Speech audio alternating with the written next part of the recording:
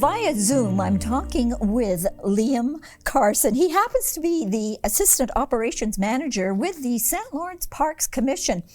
And, you know, even though we have snow on the ground, we have to start thinking about camping. Don't we, Liam? I love your backdrop, Liam. This is Ivy Lee. This is very, very nice. Ivy Lee Campground. Well, I love it. And it won't be long we'll be there as far as weather's concerned. The snow is going to melt. Ski season is going to end, and we're going to get people out camping as quickly as we possibly can. Good, good. So talking about camping, can people start booking now for the different campsites for the 2023 season?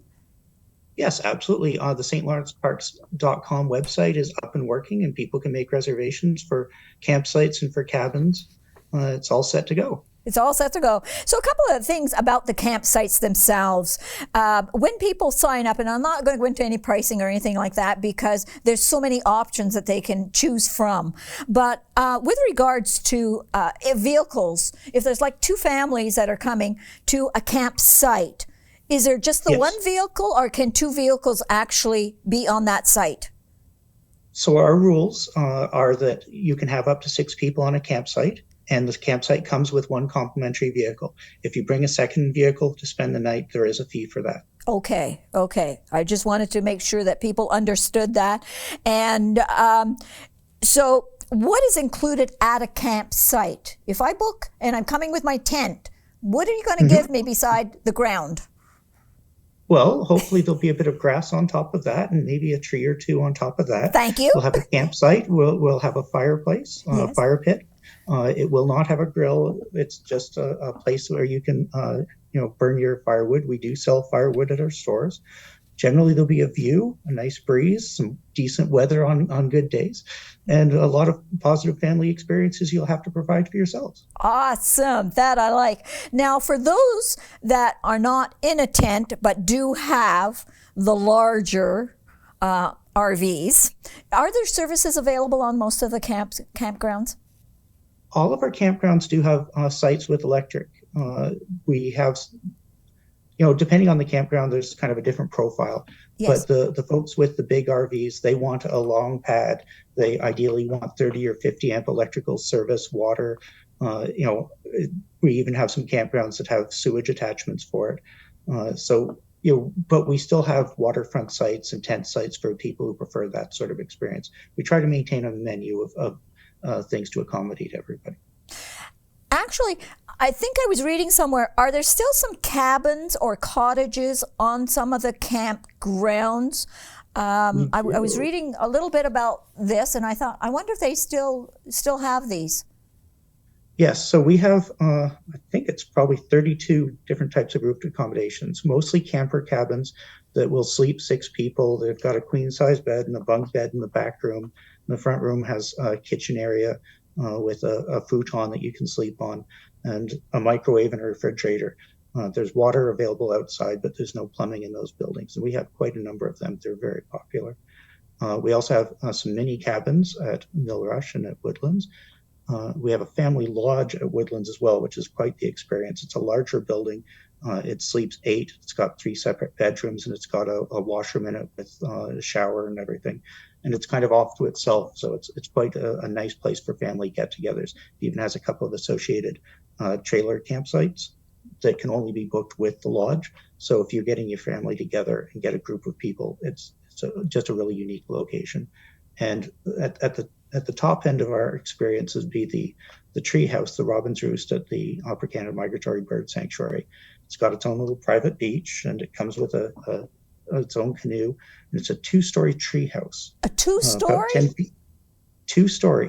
So it's a tree house. Okay. So you walk up a ladder to get to, or walk up a staircase to get to this. It's got a wonderful front porch, deck patio area with a tree coming through it, a big maple.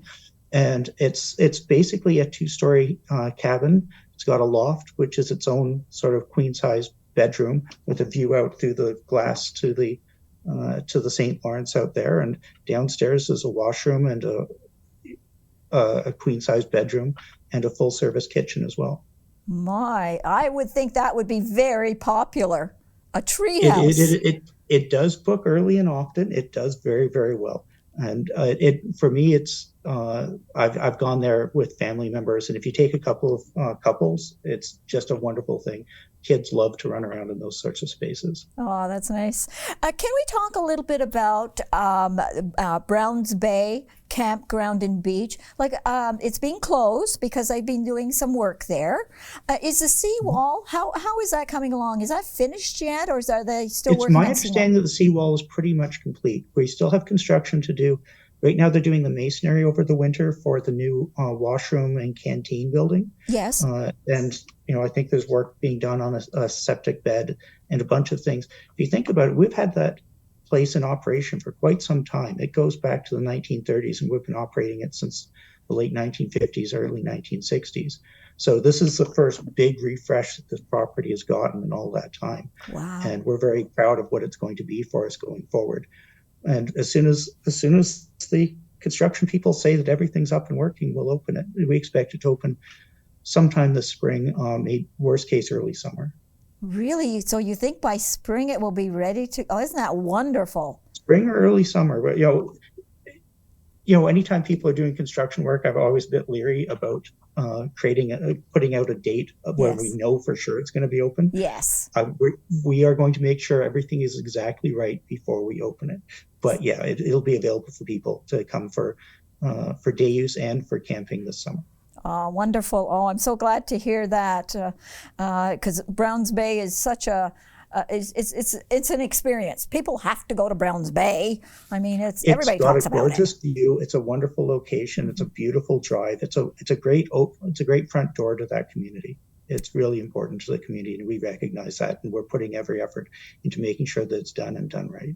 So, Liam, any of the campgrounds that you've been working on, is there anything that has been, other than Browns Bay, because we just talked about it, but is there any other work that has been done in some of the other campgrounds that you can tell us about? It's an ongoing process with all of these properties. So we're updating things year to year, washrooms being replaced and some infrastructure. It's got a massive infrastructure project that's going to be going on for the next few years to provide improved services going forward. But right now the focus this year, the one thing that we're doing differently is we're actually going to open some of our facilities earlier and keep them open longer. So we traditionally have had our primary operating season would be the Victoria Day weekend through Thanksgiving. Yes. And this year we're going to open up Fair and Park 1 week early because there's all sorts of people with these trailers and RVs, and they can't wait to get going. It's a beautiful time of year. And Fair and Park has lots of 3-service sites. So those folks with the big, comfortable trailers, they'll be perfectly okay. Even if it's a cool morning, they'll get to enjoy the beautiful sunsets. And we're keeping Woodlands and Mill Rush open through to Thanksgiving this year. And we're keeping Farron and the Bird Sanctuary open 2 weeks after Thanksgiving, because, as you know, there's some beautiful weather that time of year. Oh, yes, definitely.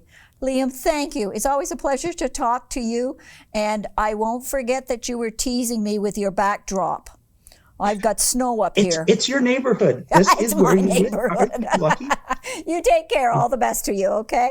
Have a wonderful day. You too. For our viewers, don't go away.